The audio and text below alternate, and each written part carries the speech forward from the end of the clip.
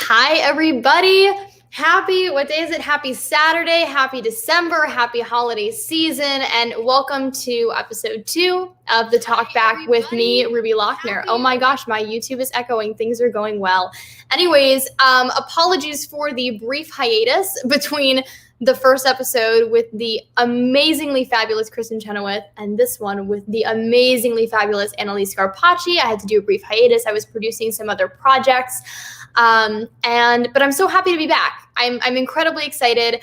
Analise, there's truly so much to say about her. I'm going to hold off on her intro for just a second because we do have a little bit of housekeeping to do. First and foremost, like I said, welcome. If you are new to the Talkback with me, Ruby Locknar, this is a monthly show where we dive into stories from the hottest names on Broadway to even some in the casting and management side of it all. I wanted to create a series that was for the rising class of theater stars who were looking for some more resources during these crazy times. This pandemic has been tough on a lot of people, but especially, I would say, students. I've been out of school for quite a bit, but my sister is currently enrolled in an acting conservatory who is completely shut down for the time being due to the pandemic. So I wanted to create a series that could be an educational resource, but also a form of entertainment.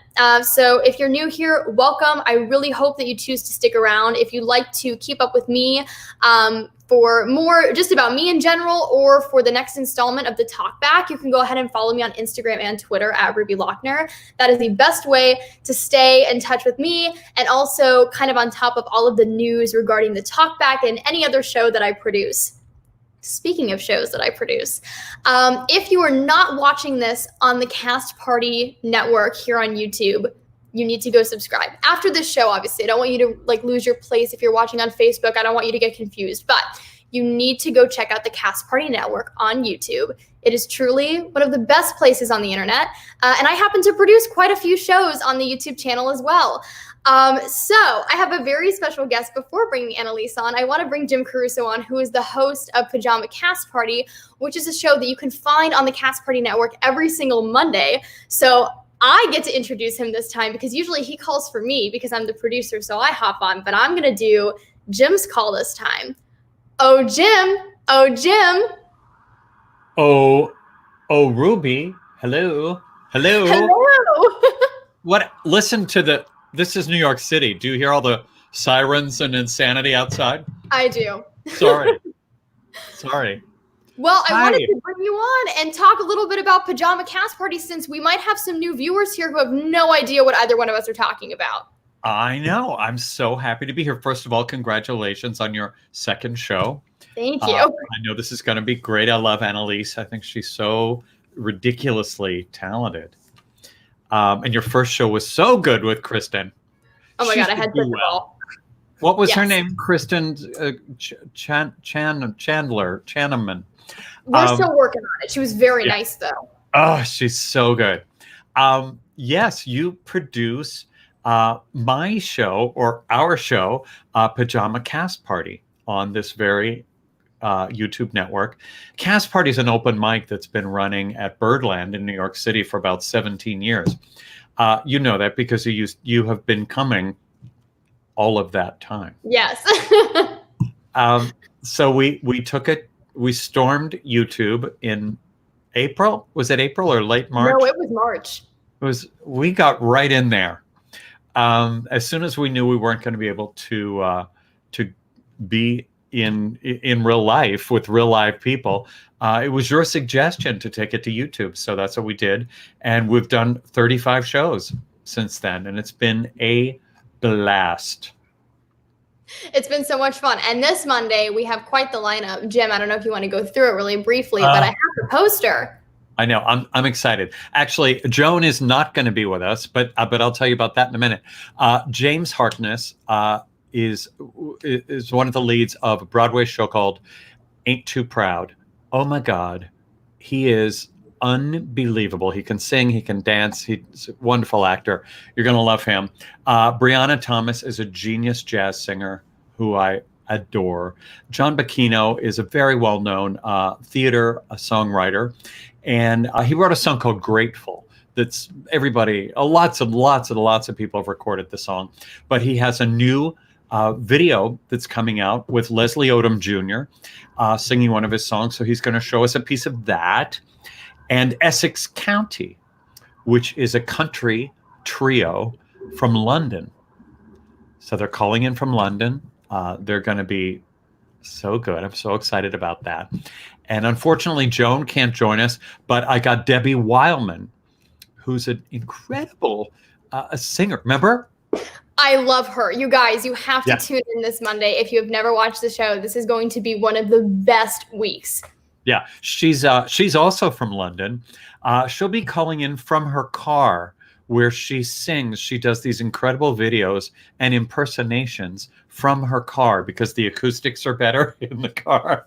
Of course. She's fantastic. She's going to serve a little Judy Garland singing one of our favorite Christmas songs. I can't wait. Well, Jim, thank you for everything you do. Also letting me host my show on your platform and being here for moral support and everything you do. I love you so much. I love you. Have a great time. Thank you. Little bit more housekeeping and then I promise Analise is coming. So I wanted to also have kind of a give back portion to this show. So if you like what you're watching and you like what you see, please feel free to send your tips to either Ruby Locknar via Venmo or paypal.me/Ruby Locknar. We have to pay for the platform, but I also wanted to make sure that a portion of the proceeds were going to an organization that was near and dear to my heart. So a portion of this show's proceeds will be going to Broadway Bridges, which is an absolutely incredible organization. They are committed to making sure that every single 10th grader in New York City public high schools has the chance to see a Broadway show. And theater has played such a part in my life, and I'm sure it's also played a part in every single person who is watching tonight. So I want to make sure that once Broadway is back, because it is coming back and it's going to be better than ever, that every single high school student has the chance to see a Broadway show here in New York, because it truly is such a life-changing experience. All right. That is all the housekeeping for today. I haven't been on here in 2 months, so there's a lot of stuff to cover. I am now ready to introduce my guest. I am so incredibly excited to have her on. We actually became friends during this pandemic. So there are good things to come out of these, truly, I feel like I keep using this word, but truly crazy times. I have found a beautiful friend and a beautiful human being in today's guest. You might know her from A Christmas Story, Matilda, most recently Mrs. Doubtfire as Lydia Hillard. That was actually the last Broadway show that I saw before everything shut down. And I was completely just taken away by this incredible beauty. I really don't think she needs any more of an introduction. I know that a lot of you guys watching are huge fans. So ladies and gentlemen, please welcome and clap from your homes for Analise Scarpaci. Hi. Analise, I'm so excited. I'm so excited too. I'm so happy to see you. I'm so happy to see you too. I mean, it's crazy because we became friends over this time and yet we haven't met in person yet. No, we haven't. It's crazy how this whole thing has gone. I know. But we actually live, I mean, it's not like we live super far. You're in Staten Island right now, right? Yeah, I'm here in Staten Island. How has Staten Island been during the quarantine? You know what? We've had a crazy relationship. I've always had a crazy relationship with this island. So it's been a fun time. But yeah, it's had its ups and downs. But I'm happy to be here and I'm happy to be in the comfort of my own home with my family and my close friends. So that's what it's really all about. Yeah, absolutely. Well, I just want to dive right into the questions because there is so much that I want to talk to you about. I think your story is incredible. And we actually have a lot in common. The first time we really sat down to get to know each other, I kind of almost felt like it was like having a conversation with a very similar human being. Yeah. And I love your energy. I love that you are such a go-getter and you make stuff happen, which is what we're going to talk about today. But first I want to know, did your parents raise you on show tunes? Your voice is so flexible and it can cross over to so many different styles. So what was on your radio growing up? Oh boy, everything. It's so funny. The other day I was looking through videos of myself when I was very, very young. My parents have been the number 1 and 2 influencers in my whole entire career. I owe my whole life to them. And basically everything was Shirley Temple. I have videos of me singing to Grease from the first all the way through Summer Nights, all the way from the beginning to Olivia Newton-John's very last note at the end at 2.5. It's the craziest thing. I have Love Will Keep Us Together. I have the 70s, all different styles of music I've been just loving since I was an infant.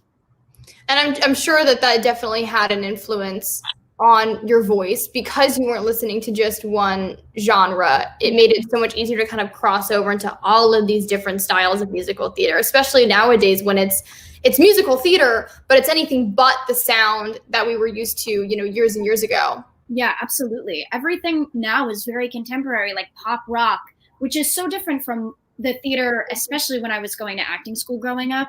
I also found a video of singing Young and Healthy from 42nd Street. So it was like, that was what I was brought up on. And now musical theater is just so different, especially like Mrs. Doubtfire. What the hell is so like pop rock? Yeah, and we have a clip that we're going to actually play a little later of that. So I love that you just kind of gave a little, a little foreshadowing into what's to come.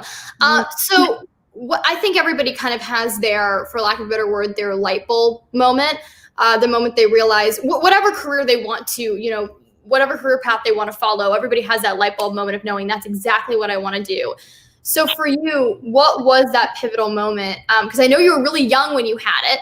So what was that moment, though, that made you say, theater is it, no backup plan, that is what I'm going after, even if, if it kills me?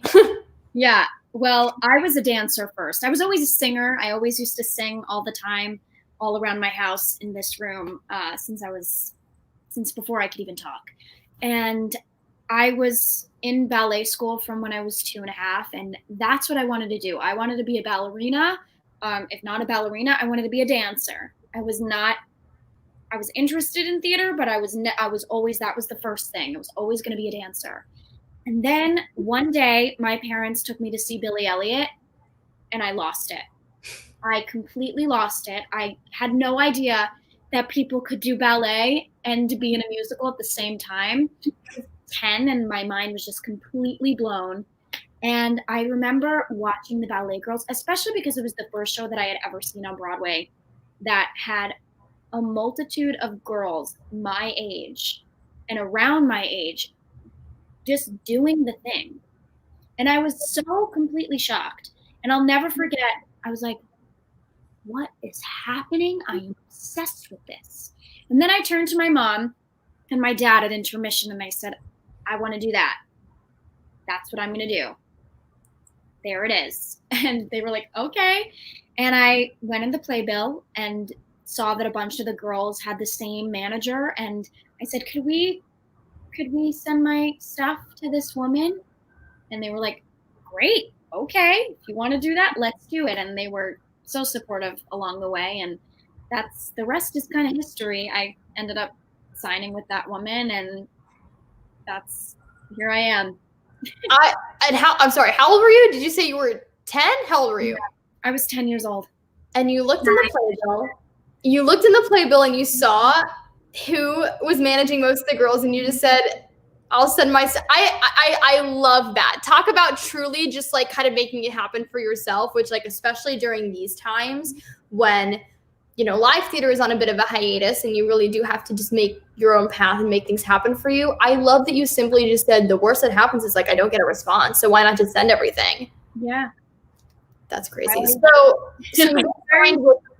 was a very, very ambitious kid. I still am, but I was very ambitious.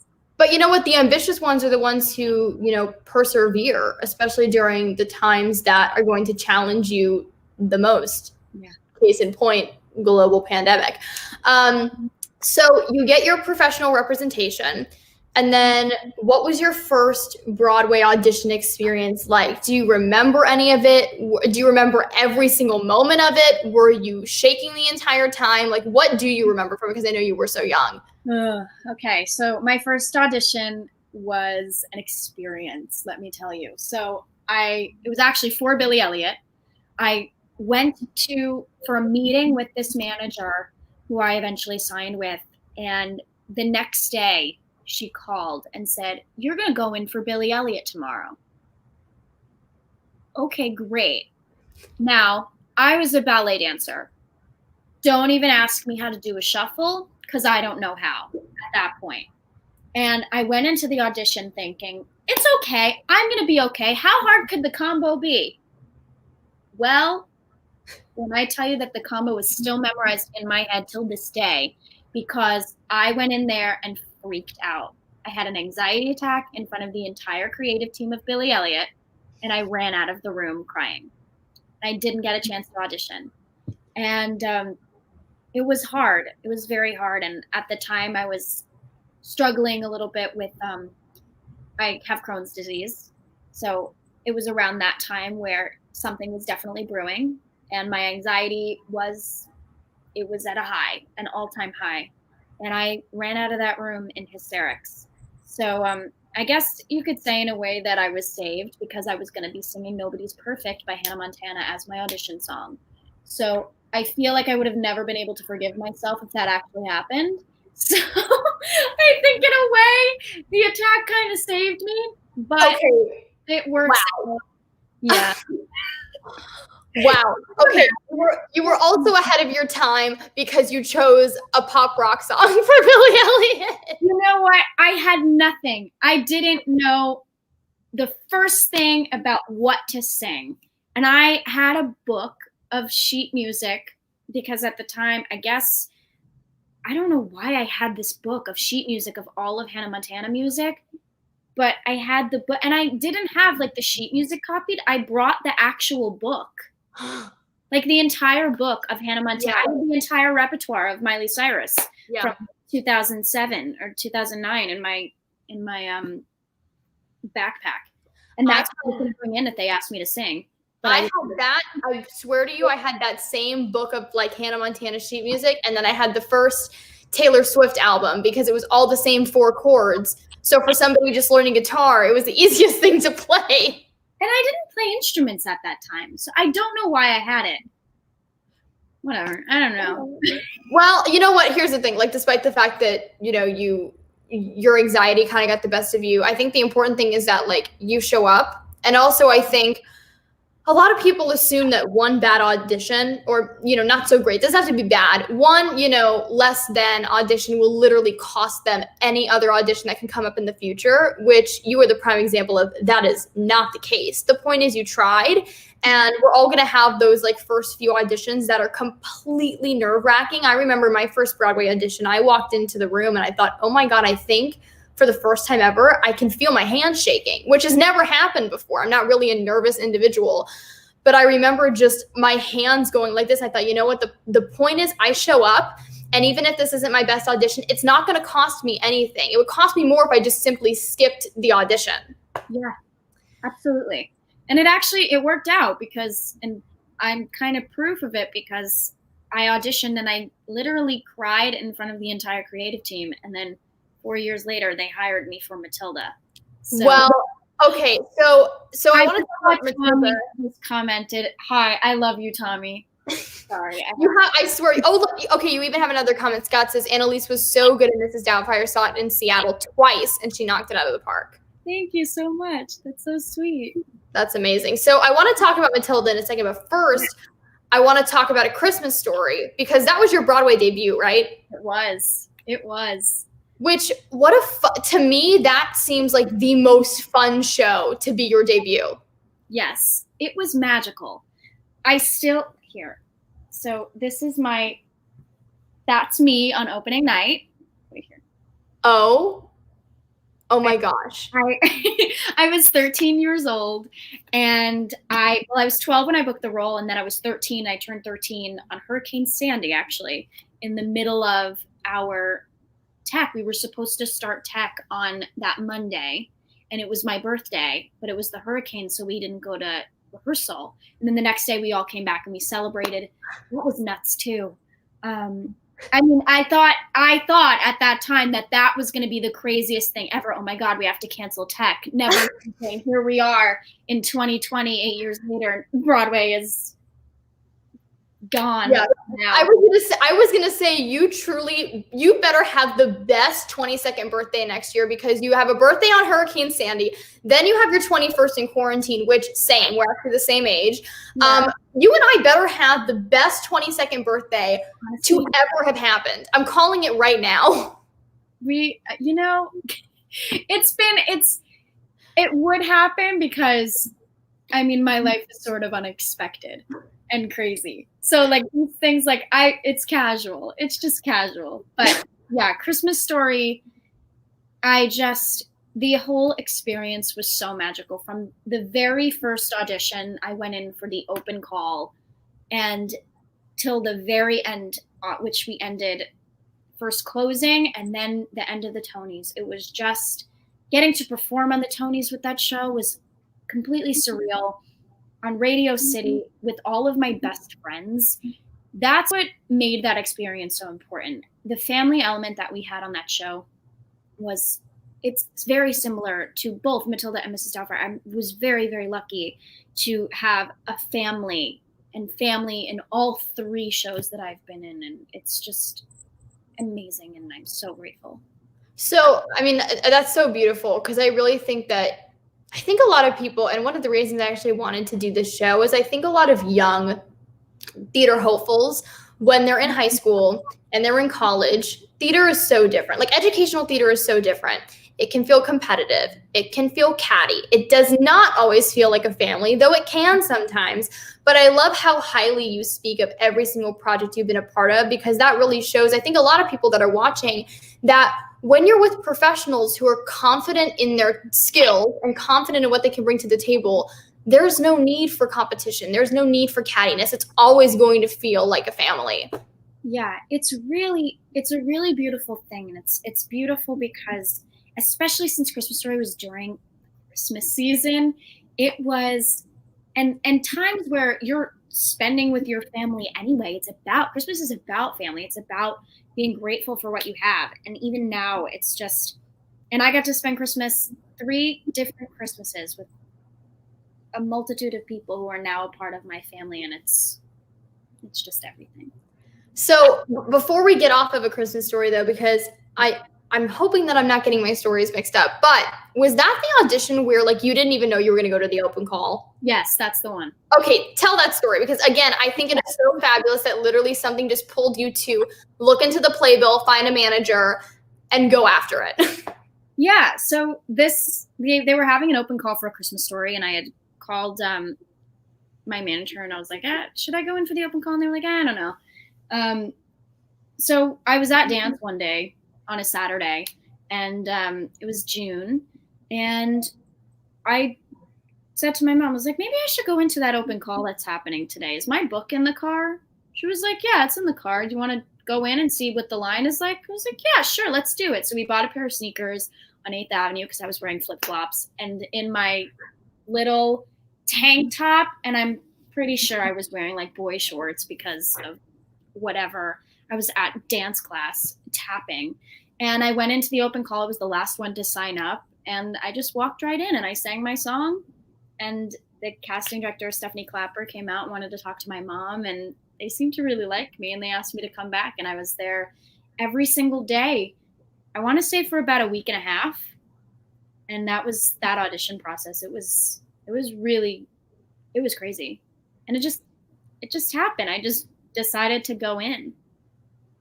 Something just drew you in, and it was obviously meant to happen. I just love the story that you were like, I think we should buy some sneakers because I'm in flip-flops, and I should go to this open call. And I think so many, kind of bringing it back to the theme, so many young actors who first come up to New York, they say, I don't have representation, and I've been thinking about going to open call, but I don't really know because it's so saturated. Am I going to be seen? And I think the answer is just go, because you have no idea what that open call can bring. You could be the last person to walk in and be the first person to get the call that you booked the role. Yeah. 100%. It happened with Godspell too. Godspell was an open call. Open calls are like my best friends. I love that. Okay, we need that on a t-shirt. That's for the Talkback merch. So compared to Matilda, so you do Christmas Story and then you do Matilda a little while later. How did those two compare? Because were you a swing in Matilda? I was a swing in Matilda, yeah. Wow. I was a tall girl swing, and I was a swing for 2 different tracks. So I went on. What was great about Matilda was that they were really great at giving the ensemble members time off to rest. So, which was great for me because I was able to go on twice a week, once for each track. So I loved being a swing. I loved it. I wanted to be like when I was auditioning, like I wanted to be the swing because as a dancer first, that was like where my brain was at. I wanted to know what it was like to divide my brain. And once I got there and I started learning these different tracks, I actually decided like halfway through my run, I was like, maybe I should I'm going to learn the rest of the tracks because I have nothing else to do during the summer. So I just took it upon myself to learn about I know all of the kids' tracks and a couple of the adults. Yeah. I just did it as an exercise because I knew that eventually I would be going to college soon. And I knew that I wanted to do musical theater in college. And, there could be a time where I'd have to understudy and swing more tracks. So. Totally. Wow. I can't even imagine the discipline that comes along with having to know multiple tracks. And yes, that's great that you knew like you were always going to be on, for those 2 days a week. But if at any last minute, an actor needs to take it off, whether it's just for mental health reasons or for an injury, I cannot imagine what is going through your head as you're like, all right, like, here we go. New role, first time, like, or unexpected time. Yeah. I mean, just the dedication and the diligence that you have to keep up with all of that. I'm sure it was such a just teachable moment and experience for you. It was amazing. I loved it. I loved every single second of that show because of how educational it was. It taught me a lot about this business, being an ensemble member, being a swing, everything. Call times. We were there so early. We were there so early. We had warm-ups, physical warm-ups, vocal warm-ups, but it was helpful. And at times, yes. Did we complain? 100%. I was 14. I was 14 years old. I was the oldest. There were kids who were so much younger than I was. And, we're still kids.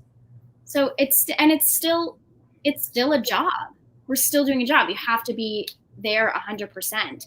But it was such an educational experience for me because that's what I feel prepared me for being an adult. 100%. Yeah. Well, I do just want to say for anybody that's just tuning in, if you are enjoying this conversation with the amazing Analise Scarpaci, we are accepting tips via Venmo and PayPal, and a portion of those proceeds are going to Broadway Bridges, which is an incredible organization making sure that every single 10th grader in the New York City public school system has the chance to see a Broadway show.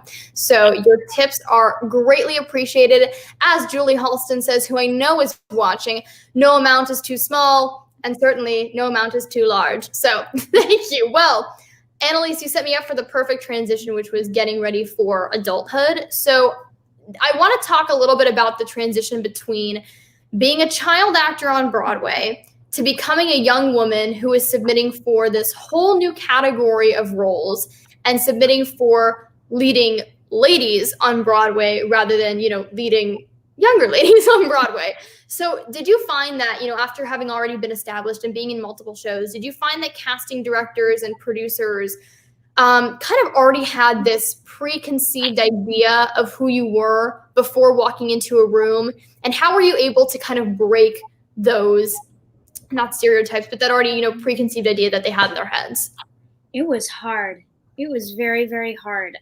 When I turned 18 and I was at school, I was living in the city full time.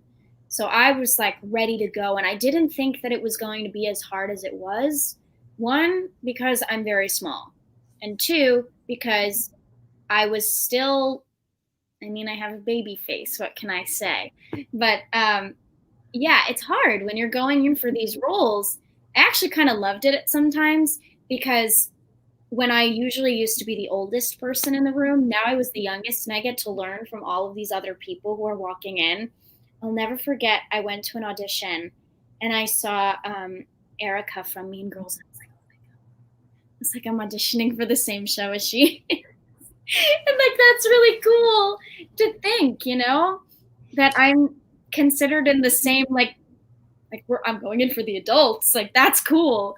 But it was a hard transition. Absolutely. Because, you know, they look at you and they see Matilda on your back. Matilda, or like Christmas Story. They see Esther Jane. They see this kid who's been in this business since they were 10 years old. And it's hard. It's a hard thing to break. It's a very hard thing to break. And I felt like that I was able to break it by going to as many equity calls as I could. I needed to get myself, if I wasn't going to get an appointment, I needed to do it on my own. And it was more of a mental thing for me to know that I needed to do something more than just, if I wasn't going to get the appointment, I needed to do it myself. I needed to know why myself. So I was going into those open calls, those equity calls for roles that I was right for. And I was getting myself out there and getting myself in the room. And even if I didn't get a call back because I looked too young or because I was too short or for any other reason, I knew for myself that it was a win either way, because that casting director got to see the adult Analise, and this is who I am today. I'm not the same actor as I was when I was a kid. Yeah. I literally just got chills hearing that. And obviously, you know, getting yourself in front of casting director after casting director and just kind of presenting the new you. You weren't different. You're just older, but you're the same, you know, the same person at heart. I'm sure that definitely helped you. And that's kind of how you got your Mrs. Doubtfire audition, is by people not having those preconceived ideas in their heads. So Mrs. Doubtfire, one of the most classic movies ever. And I remember as soon as it was announced that it was coming to Broadway, everybody was so excited. And like the buzz around the city and the buzz around the audition world was just insanity. So what was that audition process like for you? Oh man, crazy, because it was so unexpected. Honestly, I had gone into an equity call for another show, and I had gotten through all the way down to the end for that, and it was the same casting company, and they decided to have me come in for, once I found out that I was going into the finals for that show, they called me in for Mrs. Doubtfire, and they sent me straight to the creative team. And in the back of my mind, you know, we all have our doubts. I said to myself, I don't know. I could, but who knows? You never know what they're looking for, you know? And I went in, I said, I'm auditioning for Jerry Zaks today, and that's pretty amazing. So I went into that audition and I did my thing. I didn't take it too seriously. I just said, this is another day of doing my thing. And I went in and I sang my songs and I did the scenes, and Jerry actually told me in the room that he loved me, and I was like, oh, that's nice. Jerry Zaks loves me. That's cool. And I left, and they told me to wait outside, and I'm sitting out there and I hear them hysterical laughing. And I'm like, oh my God, what did I do? What could I possibly have done? I don't know. I don't know what to do. And then they told me I could go home. And the next day at 2:30, they called and said that I got the role, which was insane because that has never happened to me before, that I have gone into an audition one time and got called the next day. That is every actor's dream. That is truly, again, I mean, Analise, you're just incredible. But I love that, like, you just kind of went in, and my mom is watching. I know she's watching. She's been commenting, and I'm about to quote her in a second. But something that I think is very similar about you and I is, like, walking into auditions, you know, for some, they might walk in and the stakes are really, really high. But for you, you were kind of like, you know what? It's nothing until it's something. And if nothing else comes out of this, I'm getting to audition for an incredible creative team, an incredible panel, and Jerry Zaks says he loves me. So if nothing else comes out of it, that's a win in my book. Yeah, honestly, I was so focused. I mean, not to say that I was focused more on the other audition, but it was like the other one I had auditioned for more times. Right. This was just the first one. So I was like, okay, I'm going to go in and I'm going to do my job, and that's it. I'm just going to do my job. And I went in and I did my job. And then I left. And then I called my manager and I was like, I think it went pretty well. I don't know. I think I could get a call back. I don't know. And then the next day she called and I was just, I can't. Like, it's just. Well, okay. So when I first became friends with you and I followed you on Instagram and I was doing some scrolling, I found this video from when you get the call that you booked the role. And I think I've watched it like 10 times because all of the looks on your face just completely encompass like what I think it would probably be like to get that call. And so I texted you today. I was like, can you just send me that video? Because I literally couldn't get it from Instagram. So I want to play it for everybody rather than just, describing it. But I want to play it. It's like a minute long. And I swear if this doesn't put a smile on your face, I do not know what will. So let's roll this clip. What? Oh my god. Oh my god. Oh my god. Oh my god.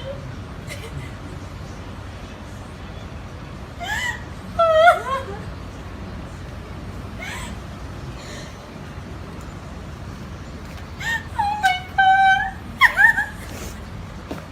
Wait, what is it? Oh no. What is it? I have a feeling you already know. What is it? I don't! God, Mrs. Jones. I'm so happy! I didn't know! I didn't know! I knew I'm thinking if she was calling. Oh my god. Oh my God.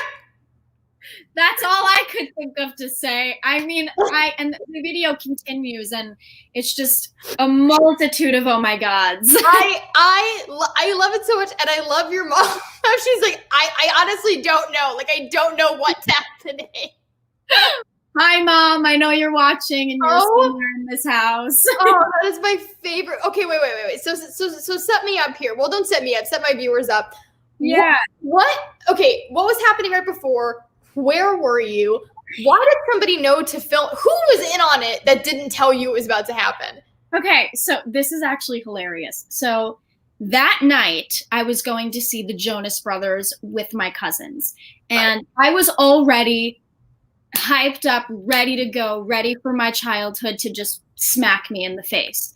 So I was at work with my mom, and I went to go get a pedicure at the nail salon next door. And I leave my phone on silent. But my mom and I, sometimes our phones get synced because of the Apple. So my manager was calling, and she didn't want to call me or my mom because just in case someone's phone, our phones both rang at the same time, then we couldn't get it on video. Right.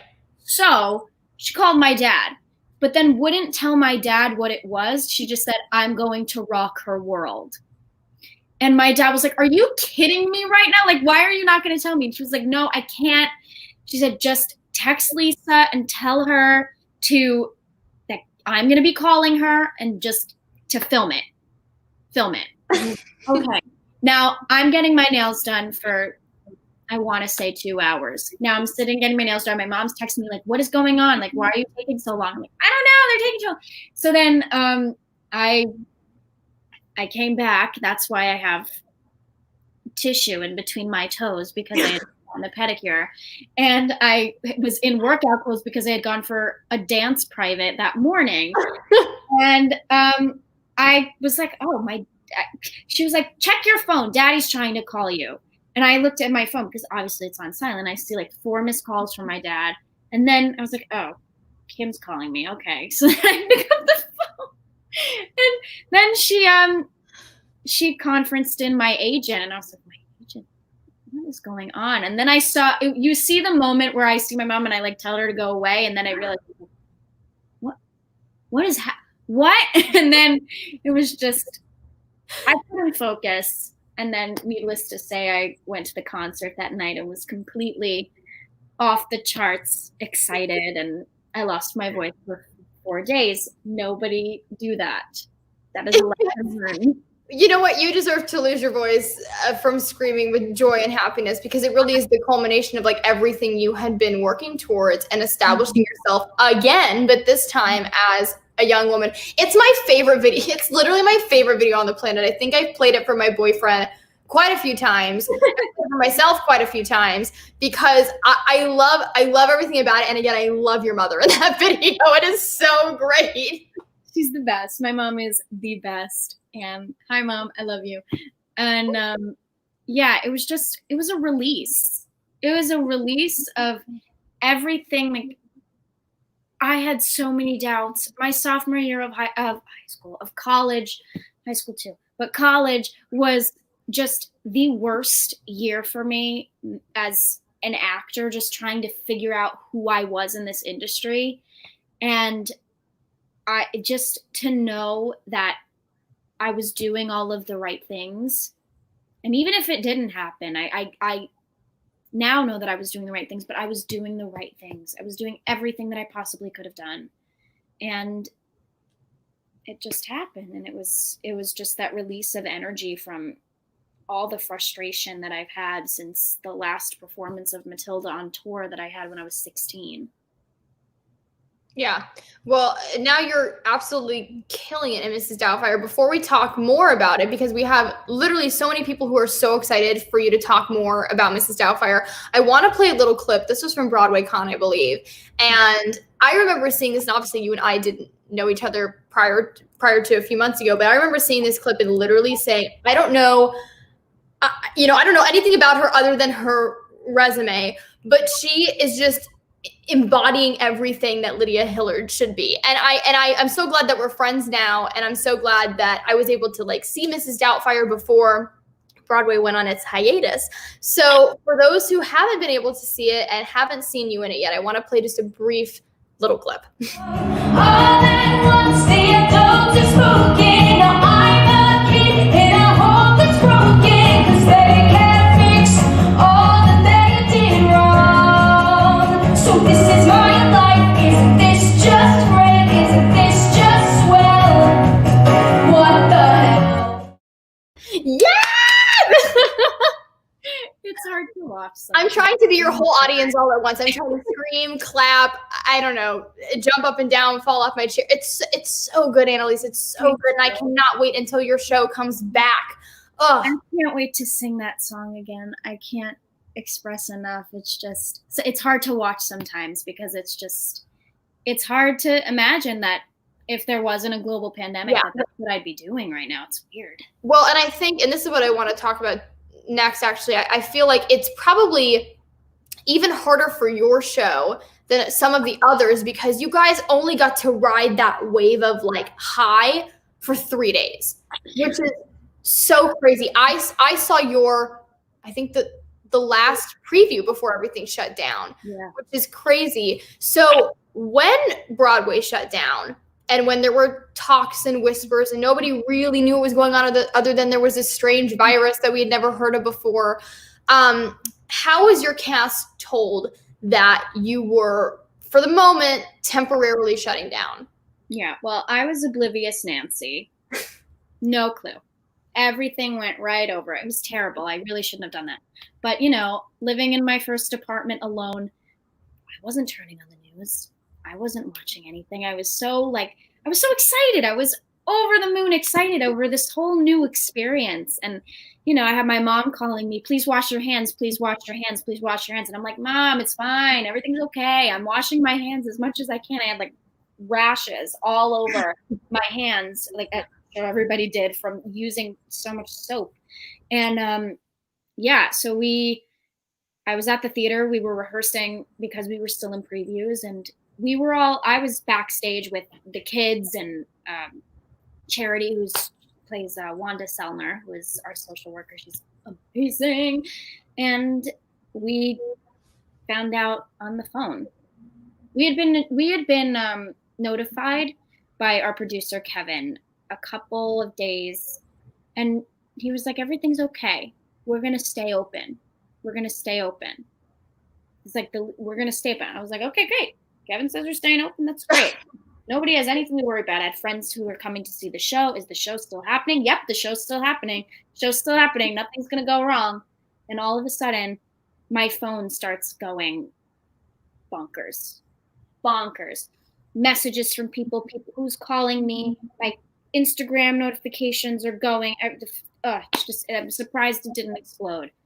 And denial. I wasn't doing it. I mean, how ridiculous could I have been that I really didn't think that it was happening? Meanwhile, it was all over the internet. Idiot. But anyway, it was just, it was something that was so completely unexpected. And I still wasn't believing it until Kevin showed up that day and said, got a full me. I said, well, it's not happening until Kevin tells us that it's happening. It's just not going to happen. And then Kevin showed up and it did happen.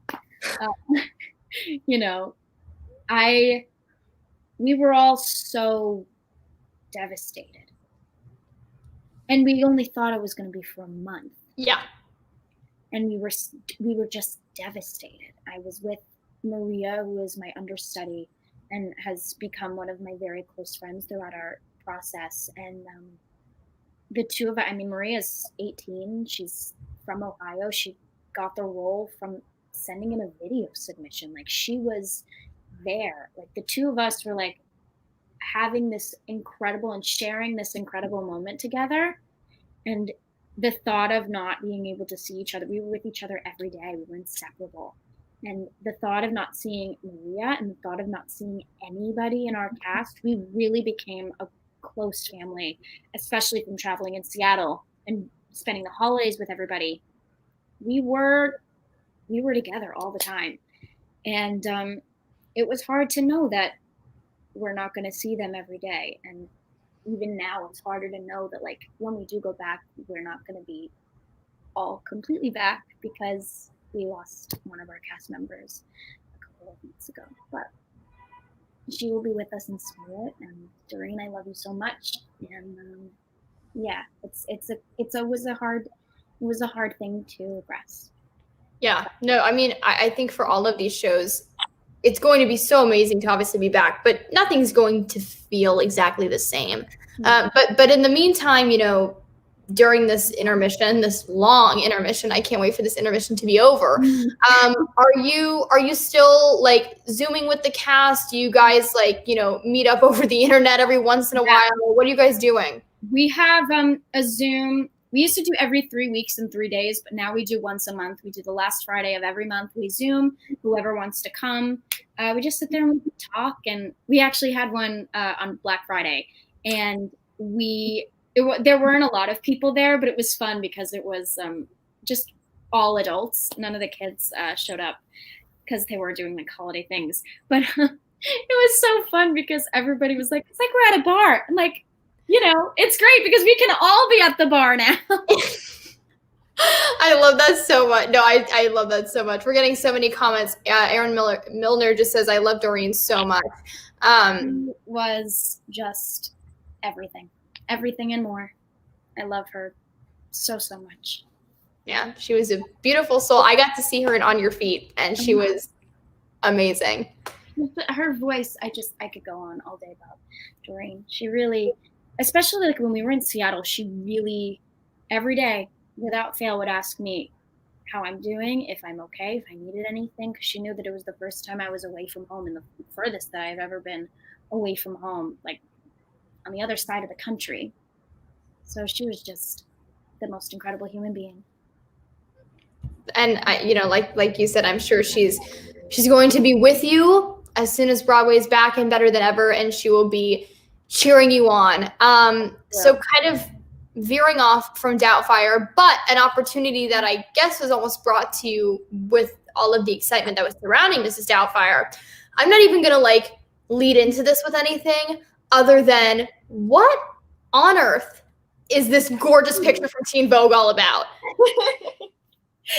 Okay, so when we were doing a press event in Omaha, Nebraska, the most random place, but I'm kind of obsessed with it. I love it. And I got a call from my mom, and my mom was like, okay, just so you know, Teen Vogue called. What? What? Teen Vogue called, and they want to interview you. I still have no words, because I have had every issue of Teen Vogue. I mean, not now, but when I was younger, I had every single issue of Teen Vogue ever. My first one was Kendall and Kylie in 2012. And then my second, and then I had like, there's a picture of me at Matilda, like reading Teen Vogue. Like that was my thing. I loved Teen Vogue. I loved that magazine. Everything was like, that was the dream. That was the dream. All these other things, no. Teen Vogue was the dream. I mean, you look like a dream. I mean, like, hello, Chanel jumpsuit. Like, I was freaking out. That whole day was like a fairy tale. And I went there and they were doing my makeup, and they do your hair and makeup and they interview at the same time. I didn't realize that happened. That was the coolest thing ever. And I was like, I'm doing my hair and she's asking questions and you have to like answer as they're doing your hair. And I was so, oh wow, it was just the coolest thing in the whole wide world. Just everything that has happened from the summer of 2019 until now, it's just been so completely surreal, and I'm just so grateful. Like it's just weird, like little old me. Your gratitude is something that, and your gratitude and your authenticity is something that literally the first time we spoke, because I was producing Jim's show and you were going to be on it, is something that like shines through automatically. And that's the reason I think so many people are just like attracted to you, and the reason why I think you're going to have so much success, even more so than what you've already experienced. So how have you been able to stay so grounded throughout all of your success? Because I feel like it is challenging. Even those who say, I know how, it's easy, I know who I am. I feel like sometimes it's really easy to get kind of carried away by all the, flashiness and the Teen Vogue photo shoots and the premieres. So how do you stay so authentically you? Oh my gosh, what is happening? Hello? What happened? Stay authentic. Our phones are synced. Sorry about that, everybody. No, you're fine. Oh my gosh. No, I mean, I was going to say, my next question and you had someone calling you. Which leads me to my next thing. My family keeps me very grounded. Every single member of my family. I'm an only child, but I have a huge Italian-American family. And they are my everything. And I'm so grateful for their support. And they have always encouraged me to be myself. And they're the ones, I do this for them. I really do. I do it for my parents. I do it for my grandparents, who I love very, very much. And they keep me. And I also think that being in school helped a lot. Being in school throughout all of my experiences as a kid, and even now. I mean, when I go back, I'm going to be at school. And I used to call it, I still do, I call it like the Hannah Montana experience. And I lived like a Hannah Montana life, and I would go to school in the morning all throughout the day.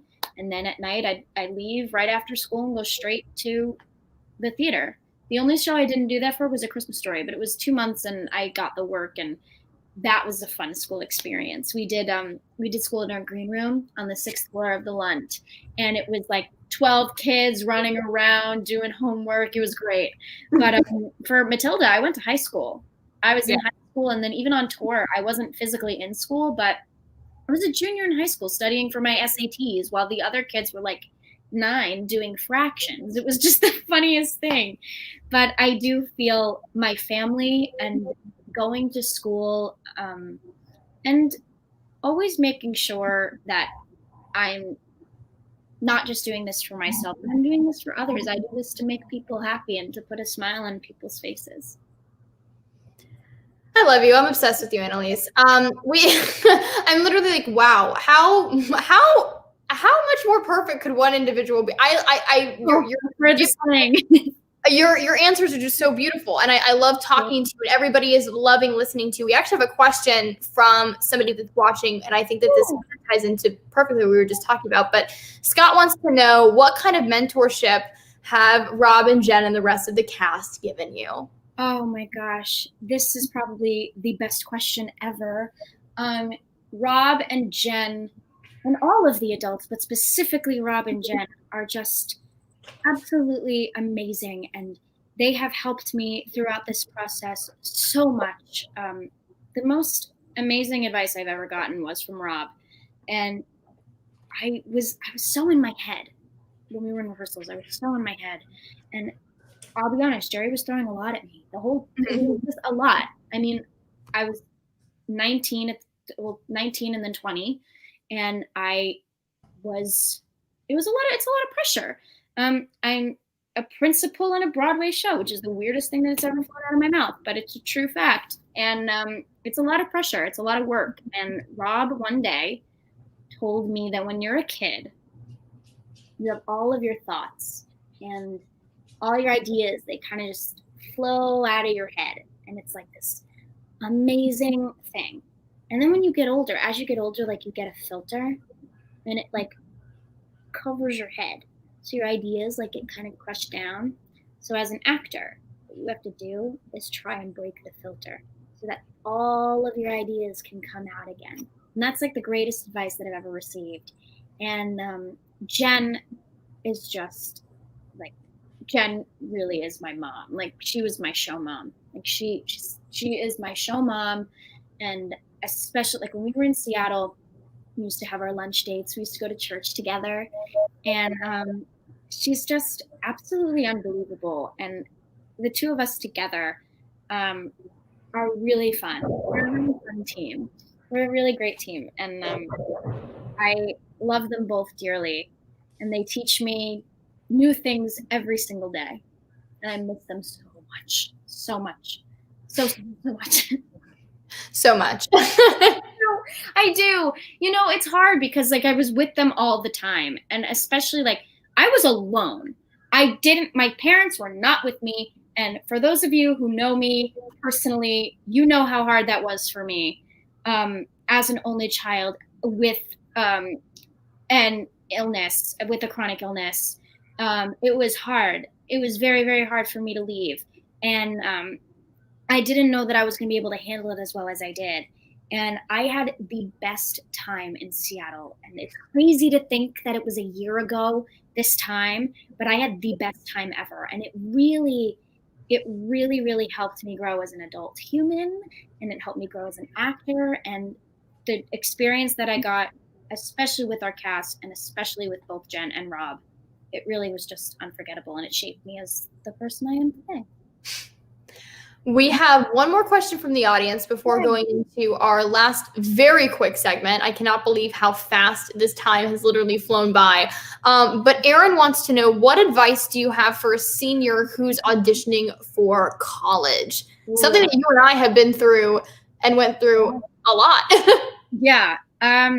This is so cliche. I say it all the time, but you know what? It's a true fact. You have to be yourself. No one cares if you're giving a fake version of you. Yeah. They don't want to see that. They want to see you. They want to see who you are. They want to see your work. So if you go in there and give them like a weird, non-true version of yourself, it's not going to help. I think that being yourself and being your most authentic self is going to be so beneficial, because in the same token, they're auditioning you, but you're also auditioning them. You're auditioning. Do you want to spend 4 years being educated by these individuals who you're auditioning for? And it's the same way, the other way around. Like they want to see, do we want to teach these people? You know? So they just want to know who you are.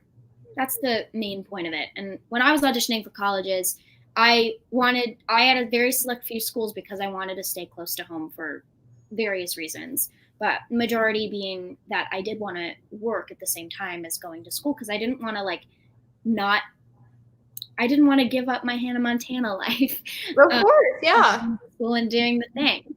That was doing auditioning and work professionally and being in school was a huge part of my life, and I didn't want to give that up. And yeah, I felt like when I was choosing a school, I chose the right one for me because I was myself, and yeah, they were really great.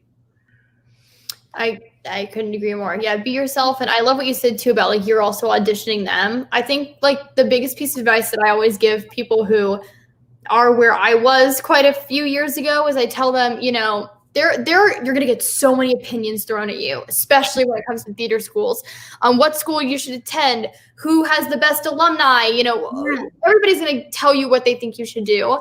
But at the end of the day, go with your gut and go with the school that resonates the most with you. Because like Analise, I just auditioned for schools here in New York because I was interested in working while being in school, and still working with my representation. And I had so many schools that I thought were going to be at the top of my list. And then I went there and it sounds so funny, but the vibe just wasn't a fit for me. And I had some people telling me, oh, well, you can make it work. Like, look at all these, you know, the exposure that you can get from being at the school, the alumni list. And I think at the end of the day, you just have to listen to what your gut is telling you because you're going to be there for 4 years. Yeah, if you don't see yourself there, then there's no point. Honestly, I hate to be blunt, but it's true. It's true. There's no point. I knew that I didn't want schools outside of the New York area. So everybody was questioning, why didn't you audition for like a Carnegie Mellon or a Michigan or even Juilliard? They were questioning, why aren't you auditioning? And I said, one, because I don't want a conservatory, and two, because if I, in some crazy world, ever got accepted to Carnegie Mellon, I'd have to go. And I don't want to leave my home. And that was one thing that was so important. You have to stick with what you feel. What do you want out of your college experience? For sure. Well, before we go, okay, so this is actually something that I typically do on my podcast. I always end episodes with fun, fast questions that have nothing to do with what we've been talking about. Yeah. And I figured it would kind of be really fun to start implementing those on this series, but doing it based on like a theme, like where we are in the year or what's going on in the world. So I figured, you know, it's December. I am feeling festive. I actually didn't show anybody. I'm wearing a reindeer sweater. Hello. I have red lipstick on. Analise has a snowman. So I figured, Analise, before we go, we can do some fun, fast holiday questions that have nothing to do with what we talked about, but I figured it could be fun. I love it. Let's do it. Okay, so the first question, best Christmas movie of all time in your opinion? Oh, Home Alone. All right, good answer. I respect it. Hot chocolate or apple cider? Really? Apple cider. Okay, good answer. I respect it. I feel like some days I'm more hot chocolate, the rest I'm apple cider, so I don't know. Best holiday gift you've ever received? Oh? Yeah. So great. Okay, I love that. On the other hand, best holiday gift you've ever given? Ooh. Oh boy. I don't know. I want to say I've given some great Secret Santa gifts. Like I was a really great Secret Santa during Matilda. Props to my mother. I mean, I gave really great Secret Santa gifts, like Star Wars themed stuff. And I don't know anything about Star Wars, but I researched. All right, so that's what makes you a good gift giver. You get out of your comfort zone, even if you don't really know why the other person cares about something. You do your research. I get it. Okay, final question for the fun, fast holiday questions. I think this might be the most difficult question I've asked.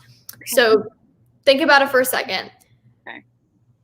If you had to pick one, okay? Okay. Sarah Bareilles Christmas music or Jonas Brothers Christmas music? No, don't do this to me. You have to. It's just pick one. No, you can't. You can't. I can. It's my show. No. Because I know you posted something about like your Spotify like wrap up for 2020, and I saw that you were in the top 1% of Sarah Bareilles like music listening fans. I am. I am a proud member of the Sarah Bareilles fan club. I love her. I worship her existence. No. Oh no. Okay, you know what? I'm gonna go with Jonas Brothers. Why? Because they have more? No, I happen to because for the sole reason because I love their new song "I Need You Christmas," and I think it's really great for our time.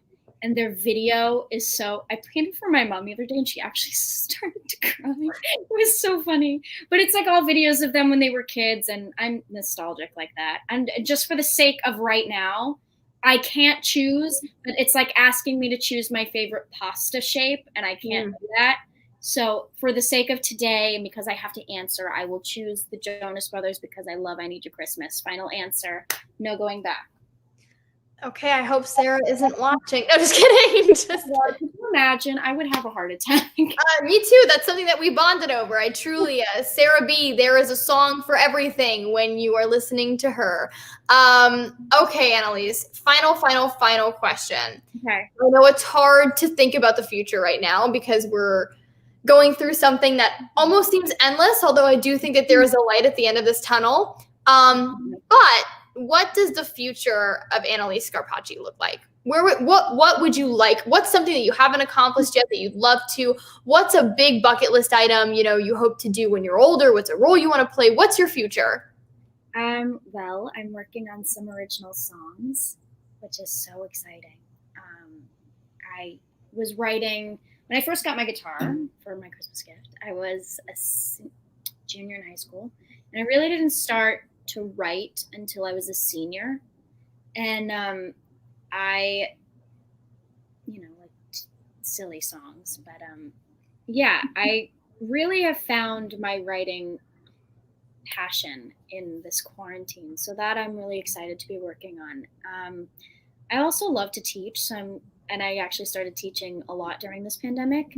And I'm really happy that I'm going to be continuing with that. I want to teach. I want to continue writing my songs. I want to continue performing. I want to continue doing what I love to do because I love to do it. And I'm really looking forward to not singing to my computer. I feel like we're all feeling it. It's been so long. I feel like I cannot wait for the day where we can all feel each other's energy in the same room. I can't wait to watch other people sing in front of me. I can't wait to sing in front of other people. I'm just so excited. Oh, and I definitely want to play Fanny Bryce in my lifetime. Speak it into existence, Analise. Oh my gosh. Existence. I actually got a chance to practice the other day at school. That was my role assignment. So I did a little Don't Rain on My Parade in this small room that I have for my computer. I love it. Well, I for one am so glad that I'm a friend, but I'm also such a fan. And I know that so many people watching tonight feel the same way. We literally have someone that says, I'm in the Annalise's Awesome Club now. Wayne! He's our writer for Mrs. Doubtfire. I know. And he actually, small world, happens to know my mom, which is very funny. So many people are just in love with you. And, I'm so thankful that you chose to say yes and come on my show. And even the first time we met, you just said yes and came on to my podcast. I love the fact that you just say yes. And you are just such a wonderful human being. I'm going to pop you backstage while I wrap up the show, but that's my dog. I cannot thank you enough for being here, answering my questions, answering my viewers' questions. And I just love you. Love you too. Thank you for having me. Oh my gosh, absolutely. This was so much fun. I had so much fun too. Well, guys, thank you so much for watching this installment of the Talkback with me, Ruby Locknar. If you would like to stay up to date with me and also when I announce my guest for next month's episode, be sure to follow me on Instagram and Twitter at Ruby Locknar. That is the first place to usually find information. Again, if you've enjoyed what you've been watching, Tips can be sent to Ruby Locknar via Venmo or paypal.me/Ruby Locknar. We need to pay for the platform. And I also want to make sure that I can make a donation to Broadway Bridges for when Broadway is back and better than ever. I want to make sure that high school students have the opportunity to see a Broadway show. It's truly life-changing. Who knows? Maybe their first show will be Mrs. Doubtfire. It's a killer show. Thank you to Analise again. Thank you to Jim Caruso and the Cast Party Network. Be sure to subscribe if you haven't already. I hope you all are just staying safe, happy, and healthy. Wear a mask. I feel like I've just been shouting it from the rooftops. Wear a mask. Eat some good holiday food this season because I won't talk to you until the new year, which is crazy. But I love you all very much. Thank you so much for tuning in. Happy 2020. May 2021 bring us just something better than this, because I mean, it can only go up from here. But until my next episode, again, follow me on all of my socials, subscribe to the Cast Party Network, and have a great rest of your day. And thank you so much for watching the Talk Back with me, Ruby Locknar. Bye, everybody.